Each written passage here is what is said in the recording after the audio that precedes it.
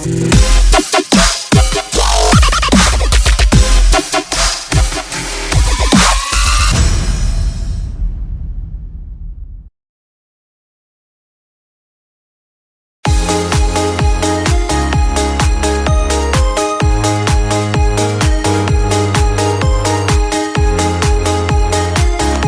sehat, penjabat Gubernur Gorontalo Hamka Hendra Nur menghadiri rapat koordinasi daerah Rakorda Penanggulangan Kemiskinan yang dirangkaikan dengan launching aplikasi Gorontalo Satu Data melalui aplikasi digitalisasi data sektor tingkat desa GSD Setia Jumat 10 Juni 2022 bertempat di Grand Key Hotel Kota Gorontalo.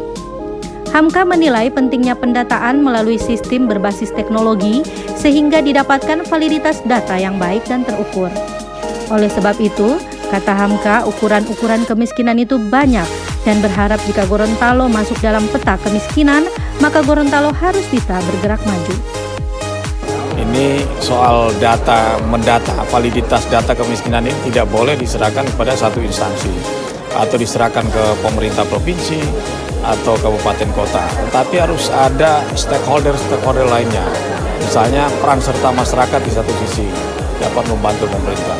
Kan pertanyaan besarnya saya sampaikan tadi, apa iya ada orang ingin miskin? Tidak ada, apakah institusi atau orang per orang? Oleh sebab itu memang ukuran-ukuran kemiskinan itu banyak. Dan saya berharap kalau memang Gorontalo masuk dalam dalam peta kemiskinan itu, saya kira kita harus bergerak maju dan rapat koordinasi pendataan ini sangat penting. Kita harus mendata sevalid mungkin dengan melibatkan berbagai stakeholder yang ada sehingga nantinya kalau sudah ada data itu dan terukur kemudian kita validasi dan setelah itu kita akan rancang strategi untuk penanganan kemiskinan yang benar dan terukur.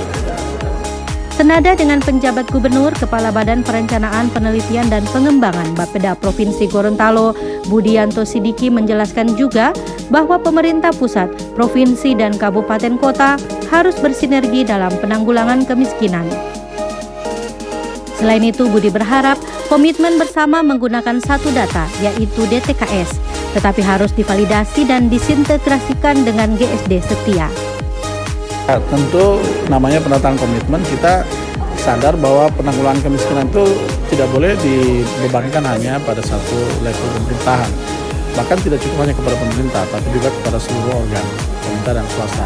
Tapi untuk saat ini kita berharap bisa bersinergi dengan kabupaten kota. Khususnya pertama dalam hal sinergi program kebijakan.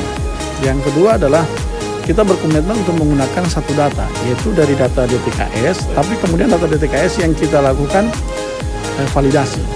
Karena data DTKS itu seperti penyampaian TNP2K sekarang, itu tidak lagi dilakukan pembagian per desil. Desil itu kan mencerminkan peringkat kesejahteraannya. Kenapa kita butuhkan itu? Karena desil itu menunjukkan prioritas mana yang kita mau tangani dulu. Karena kan uang terbatas ini. Kalau ada 100 orang yang miskin ekstrim tapi uang kita cuma 50, kita perlu tahu siapa yang 50 yang kita mau prioritaskan itu. Nah, di DTKS saat ini kondisi itu tidak lagi. Maka GSD ini tujuannya untuk mendorong bagaimana kita mengoptimalisasi data DTKS, tapi kita tarik data DTKS-nya menjadi Gorontalo Satu Data yang kemudian kita upayakan dia divalidasi, di-updating kembali sehingga kita tahu peringkat kesejahteraannya. Itu komitmen yang mau dibangun. Provinsi Gorontalo merupakan salah satu provinsi yang angka kemiskinannya masih cukup tinggi. Data Badan Pusat Statistik September 2021 menunjukkan angka kemiskinan Provinsi Gorontalo berada pada angka 15,41% atau 184,6 ribu jiwa. Angka ini berada di atas persentase kemiskinan nasional, yaitu 9,71% yang menempatkan Provinsi Gorontalo pada peringkat 6 tertinggi nasional setelah Papua, Papua Barat, Maluku, Nusa Tenggara Timur, dan Aceh.